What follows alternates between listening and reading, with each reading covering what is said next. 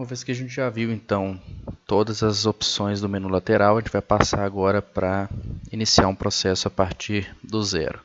Para começar um processo, basta clicar aqui em cima, iniciar processo, e o SEI vai te conduzir para essa página aqui. Os últimos processos que você tiver criado, eles vão ficar armazenados nessa memória, uma memória rápida do SEI. Se o processo que você pretende criar não estiver constando aqui, basta clicar nesse mais verde e ele vai exibir todos os tipos de processo. É importante nesse primeiro momento a gente fazer uma leitura cuidadosa de todos os tipos de processos que a gente tem disponíveis para a gente conseguir no futuro criar processos com o tipo mais adequado. Depois que a gente tiver todos os tipos de processos lançados aqui, basta a gente digitar algumas palavras-chave e a gente vai aplicar um filtro personalizado nessas possibilidades de processo. Nesse exemplo que a gente vai fazer aqui, nós vamos criar um processo, recriar o processo do CESALT, de um curso de qualificação. Então, se eu começo a digitar a palavra curso, já vão aparecer todos os processos que têm essa palavra no meio. No caso do CESALT, que se trata de um curso para o público interno, promovido pela própria instituição, então ele vai ser um processo do tipo pessoal, curso promovido pela própria instituição. Clica em cima desse processo e ele vai te levar para uma nova página pedindo para você especificar que curso é esse. E aí a gente coloca a nossa designação, no caso, CESALT segundo COB, e passamos para aqui para baixo para a classificação por assuntos. No Homologa SEI, ele é um pouco mais limitado na quantidade de assuntos que ele tem. No SEI tradicional, existe o assunto, por exemplo, cursos de qualificação. Aqui no Homologa SEI não tem. Então a gente não vai conseguir colocar esse como um dos assuntos, mas não tem problema. Bastaria colocar aqui os assuntos que são afetos a esse processo. E se você entender que esse assunto promovido pela instituição não é um assunto do seu processo, basta clicar em cima dele, clicar no X, que você vai remover este aqui como um dos assuntos possíveis. No campo de interessados, não faz muita diferença colocar como interessados as pessoas. Então, por exemplo, no nosso caso do CESALT, nós vamos criar um processo do curso em conjunto com o 8º Batalhão.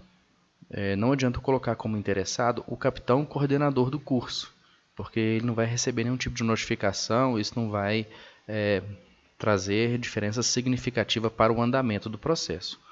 Porém, se eu coloco como interessada a unidade onde esse capitão serve, no caso o 8º Batalhão,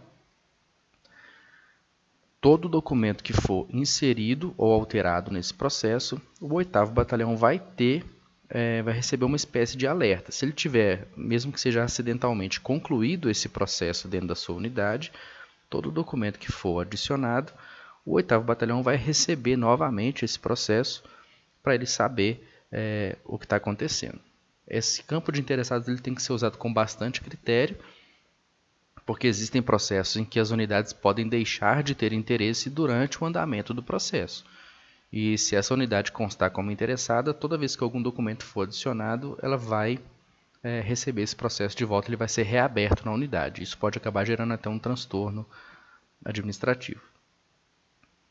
Nesse campo de baixo aqui são as observações da unidade. Nesse caso, todas as observações que eu fizer por parte do segundo COB serão visíveis pelo 8º Batalhão depois que a gente enviar esse processo para eles.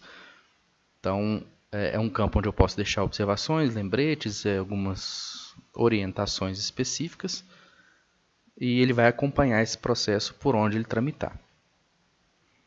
E aqui embaixo a gente tem o nível de acesso. Nosso acesso ele pode ser público ou restrito. O processo ele vai ser público.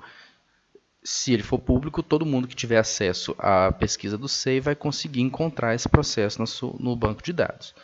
No caso específico do CESALT, por analogia, nós criamos um processo restrito. Por que o processo foi restrito? O edital foi criado pelo 8º Batalhão em conjunto com o segundo COB. Em seguida, esse edital precisou ser revisado pela Academia de Bombeiros, pela BM1 e, por fim, foi assinado pelo Coronel-Chefe Estado-Maior.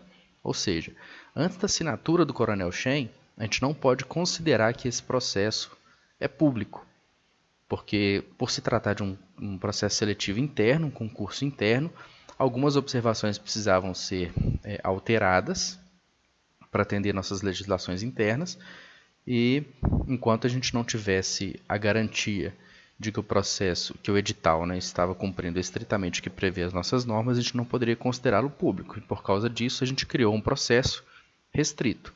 A nossa hipótese legal para restringir o processo apenas às unidades que estão trabalhando com ele foi dizer que se trata de um documento preparatório, ou seja, ainda está sendo elaborado e, portanto, não pode ser considerado público.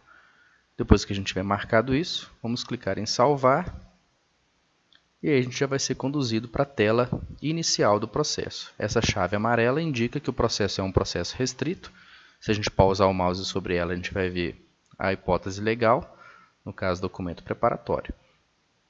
Todos os documentos, então, que eu adicionar a esse processo, por se tratar de um processo restrito, automaticamente os documentos também estarão restritos. Isso não vai ter necessidade de colocar em cada documento que se trata também de um processo restrito. Aqui na capa a gente tem as informações preliminares, isso aqui é uma vantagem do SEI++. SEI que é o processo do tipo pessoal, curso. A especificação SEI que se trata do CESALT, do 2º COB, e SEI que um dos interessados, por enquanto, é o 8º Batalhão. Por enquanto eu sei que o processo está aberto apenas na unidade do 2º COB. E vamos passar agora para inserir alguns documentos nesse processo.